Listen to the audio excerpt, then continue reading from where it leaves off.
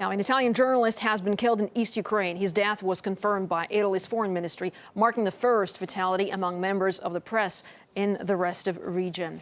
The journalist was reportedly killed in a mortar attack on a village near the embattled city of Slavyansk. The assault by government forces was launched just hours before the start of Ukraine's presidential election. A Russian translator who was accompanying the Italian journalist was also killed.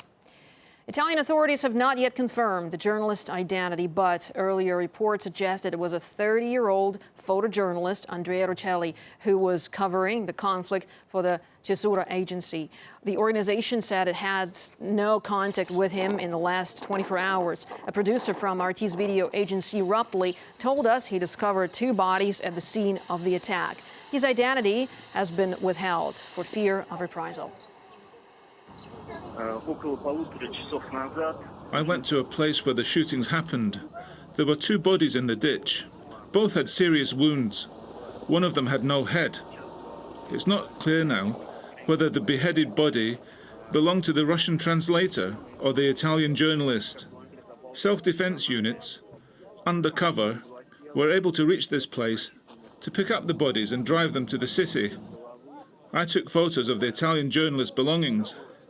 I saw his passport, flashcards and camera. What's also important is that one of the self-defense unit members said he found part of a mortar shell. 4 media staff were caught up in violence near the city of Slavyansk, one of the main targets of Kyiv's military operation in the region. A French reporter was also injured in the same incident. He managed to get to hospital, and here's what he had to say about the attack. We came under fire as soon as we arrived at the village of Andreevka. I fell to the ground. The driver left us, and when I regained consciousness, I realized that I was injured. The gunfire continued as I tried to leave the area. My colleagues were on the ground, and I did not know whether they were dead or alive. I reached the road, and some car picked me up, and I arrived here.